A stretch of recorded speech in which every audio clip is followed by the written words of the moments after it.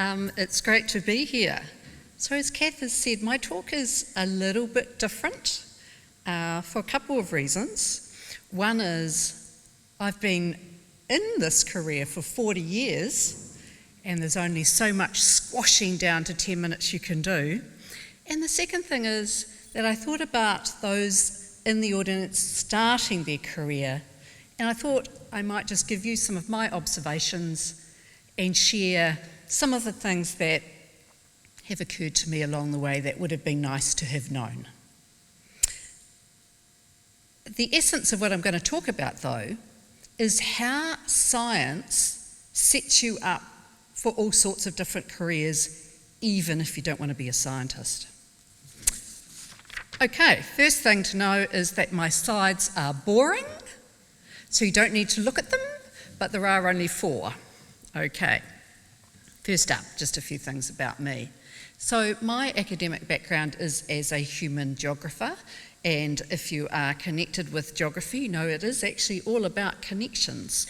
And my golden thread throughout my career has been people and nature.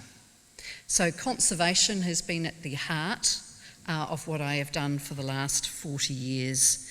That's been about how people have interacted with natural places, particularly through their recreation, education, and so on. Science then has really acted as a springboard for me over my career of the last 40 years. Kath took you through what that career looked like.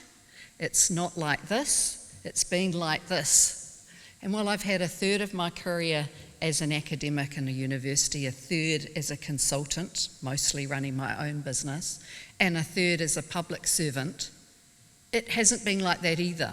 It's been a couple of years working for the government, into university, jump out and do some consultancy, go back here and do something else. And I've loved that. That variety, and squiggly is a word that Maren used that I'm going to use as well.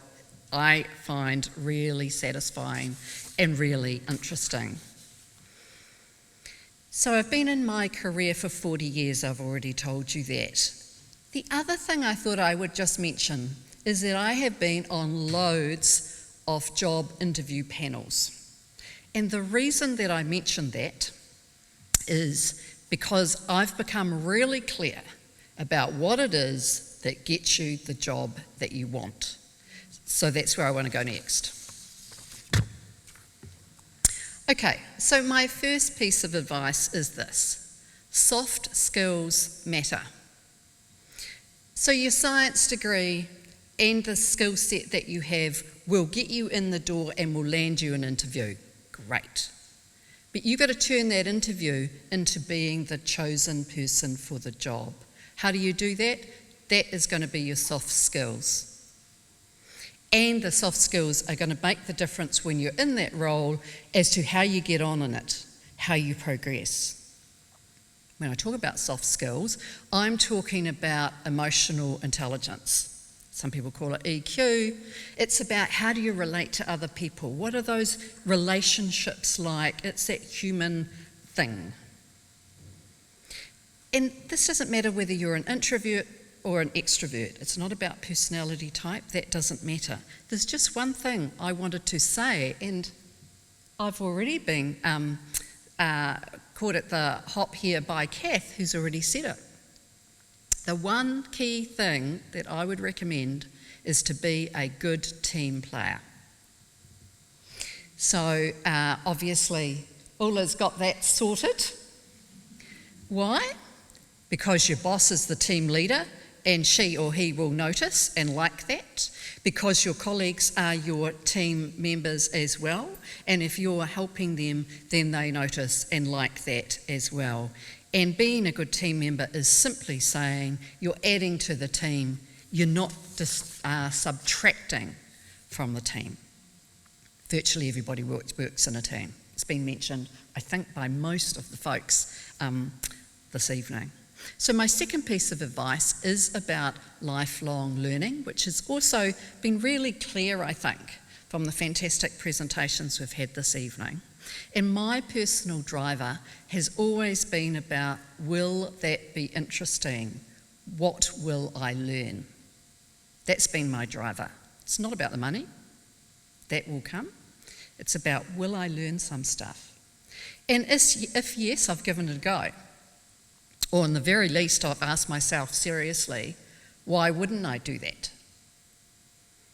Because most of your learning is on the job. And if your work is interesting, your work is enjoyable. I studied my PhD in my 40s. So there is also the point about lifelong learning in that formal sense as well. But actually I'm talking about both, and in particular, what you learn from being in the role and doing your work. And my final point is that squiggly career path. So I have loved the fact that my career has covered different sectors in all sorts of different ways. But here's the thing. I think it helps you develop a career platform. So now I'm going to describe to you what a career platform is. So why do those things I've just talked about matter? The first one is, let's talk about future-proofing your career, because there is one certainty in life, and that is that the future will be different.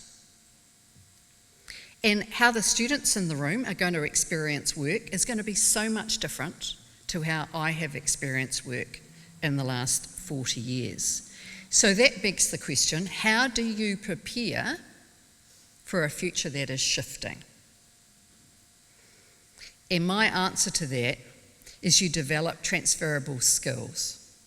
So you get yourself some good hard skills, technical skills, science, and you get yourself and practice and learn those soft skills, because they can be learned just like anything else, so that you can create this career platform.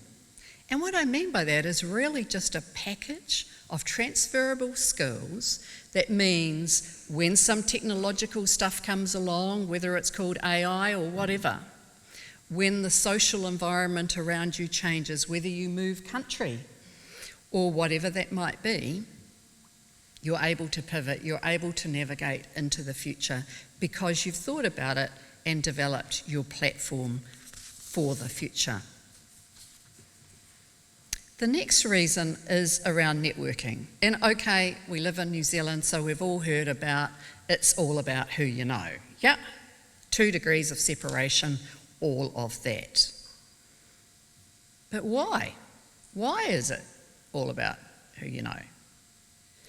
My suggestion to you is it is about who you know and your networking, because they will open opportunities for you. So if you've had a wonderful squiggly wide tree, taking Marin's example, I thought that was a wonderful way to depict it, you will have increased those networks. You will therefore, without even doing anything about it, have opened up your opportunities into the future. And the final thing I just want to say to you tonight is I strongly really encourage you to learn science, even if you don't want to be a scientist. Okay, I worked as a social scientist for a few years, absolutely, but most of my career has been doing other work. And science as a background has still been incredibly helpful for me.